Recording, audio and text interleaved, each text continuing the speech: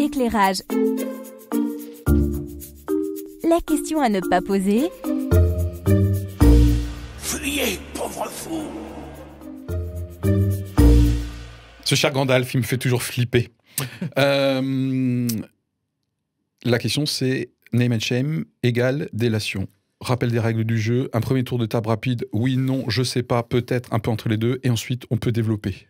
Right, ça va? Allez, name and shame égale délation, oui, non, d'accord, pas d'accord. Anita? Alors, ça peut c'est être... une question binaire, hein, j'assume, c'est ça le but. Hein. Certes, moi je dis ça peut être de la délation, ça peut être de la dénonciation et ça peut être une bonne chose. Ah, mais binaire, ok. Non, c'est très binaire, c'est très bien, mais trinaire. ça, c'était une femme, hein, voilà. Je vais encore avoir des quoi, commentaires. de quoi Non, je vais encore avoir des commentaires. C'est... tu te tends. Oui, mais j'adore aussi, ça, j'adore. David. Name and shame, est-ce que délation, dénonciation J'ai dit délation, moi. Hein. Ouais. T'as le droit de rajouter le mot dénonciation. En fait, quelle est la différence avec la dénonciation? Voilà la question. Ah, super, j'aime bien. Ok. David, on développe dans un instant. Oui. Je vais te couper le sifflet, j'en suis conscient. Non, c'est bien. Ta question, on y a précédé un petit peu auparavant. Je crois que ça peut être tout. Ça peut être effectivement quelque chose d'utile, comme ça peut être des dérives de délation qui seraient dramatiques. Et moi, je pense que dès lors que demain, des name and shame soient présentés comme un acte civique, sur tout et n'importe quoi, je pense qu'effectivement, nous allons tout droit à la délation, progressivement en tout cas. Voilà, allez, on développe quelques instants nos réponses peut-être, oui. Anita, même si elle était déjà très développée, très complète. Mais elle avait 3 mots. Quoi. Mais oui, tout à fait, mais pour moi, c'est trop déjà. Je sais. Mais parce que, j'allais dire... Vous avez noté qu'elle était un petit peu méprisante à mon égard, là, quand même. C'est quand même incroyable, ça. Elle a dit, ouais, c'est normal, c'est un homme. Alors, voilà, elle l'a dit dans sa tête. Exactement, c'est fou, ça. Eh bien, voilà. Punaise. Je réponds, il y avait un peu de sexisme tout à l'heure, mais j'en fais de mon côté également. Partout, la balle au centre, Anita, voilà, donc... on revient, voilà. Le terme dénonciation, c'est un terme qui se trouve dans la loi et où il y a même, pour certains particuliers, nécessité, obligation de dénoncer lorsque, par exemple... non-assistance à personne en danger, par exemple, notamment... Non, dénonciation d'un acte délictueux. Voilà, c'est ça. Et lorsque, par exemple, également, on peut avoir, par exemple, un enfant en danger, il y a une obligation aussi de le faire savoir, de dénoncer. Donc, il y a un aspect juridique. Et sous cet angle-là, on est bien dans le cadre d'une loi, d'un périmètre qui a été défini. Et ce qui est visé, c'est surtout de porter secours à une éventuelle victime ou à quelqu'un qui est victime d'injustice. Donc, ça me semble être quelque chose d'honorable. Quand on parle de délation, on est sur quelque chose qui sous-tend une forme de mépris, une sorte d'intérêt. Et on veut qu'il y ait punition, d'ailleurs. Voilà. On veut des conséquences. Souvent, on est plus sur les personnes que sur l'objet que l'on veut dénoncer. Et c'est là où je pense qu'il y a un vrai risque même de société.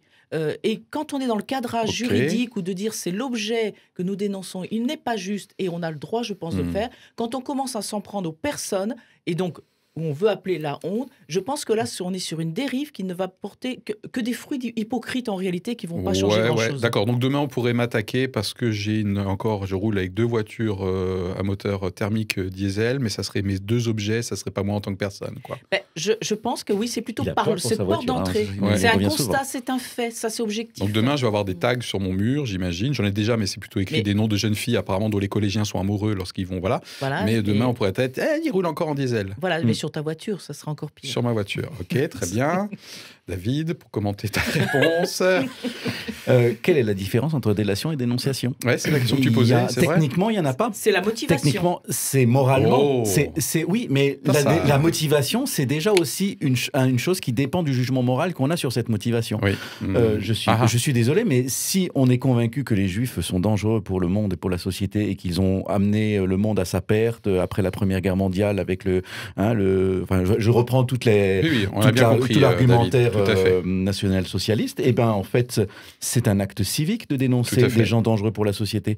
Ouais. Donc, les gens qui dénonçaient ça le faisaient peut-être pour des questions mesquines, c'est-à-dire pour récupérer l'appartement d'à côté qui allait être libéré une fois qu'ils avaient été envoyés au camp, peut-être. Mais on pouvait considérer qu'il y avait des gens qui considéraient vraiment que les Juifs étaient dangereux, et donc c'était pour eux une dénonciation d'un danger à l'autorité légale et morale qui était le pouvoir en place, vichiste ou naziste, nazi quand on était en Allemagne.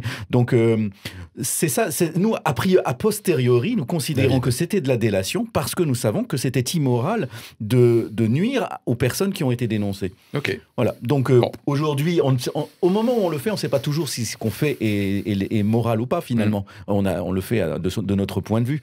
Donc, je pense que le truc, c'est de savoir qu'est-ce qu'on risque soi-même en dénonçant. C'est peut-être ça qui est quand même intéressant, c'est de savoir un lanceur d'alerte qui risque son intégrité personnelle, qui risque de se retrouver en prison, comme on en connaît certains, et qui donne un acte comme ça, d'une certaine façon, il a dénoncé, mais en mesurant les risques qu'il prenait lui-même et en les sacrifiant quasiment finalement. Donc là, il y a quand même quelque chose d'un petit peu supérieur. La dénonciation, la délation anonyme, en envoyant un petit coup de fil et en étant toujours bien discret, déjà, c'est déjà moins glorieux.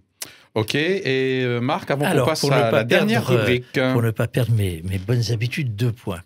Le premier, non, mais c'est important d'avoir des repères. Je vais prendre un exemple qui est aussi au cœur de l'actualité, c'est toute la question des abus sexuels dans quelque milieu que ce soit.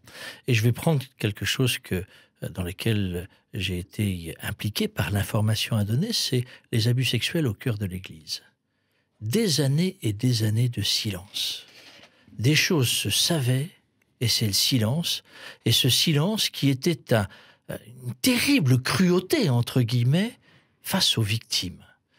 Le procédure, c'est de dire, et pour ça, ce terme de délation me gêne, c'est quand je sais quelque chose, ça n'est pas moi qui vais juger, mais je vais informer la justice pour qu'elle fasse son travail et qu'elle dise est-ce vrai, est-ce pas vrai, et si c'est vrai, qu'il y ait condamnation par rapport à des actes dramatiques.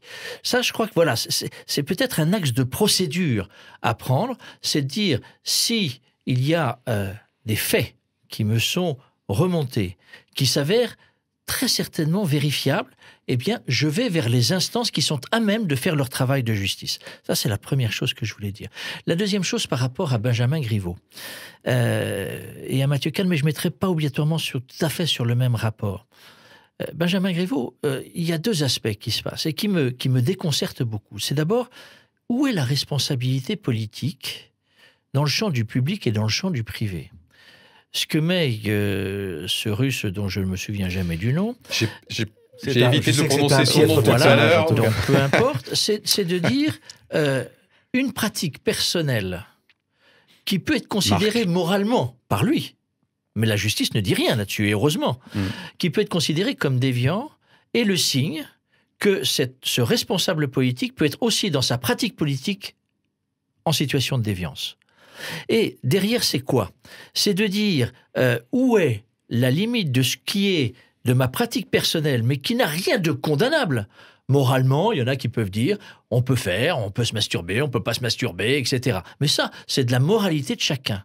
Mais on ne peut pas salir une personne, quelle qu'elle soit, sur quelque chose qui, au niveau légal, n'est pas condamnable. Et voilà, c'est comment discerner cela, et en même temps, c'est de dire, quand on est en responsabilité, on se doit sans doute d'avoir une sorte d'exemplarité, mais en même temps, quel homme n'est pas en faute régulièrement ? C'est toute la place de Jésus, face à la femme adultère, on va faire la transition. Génial.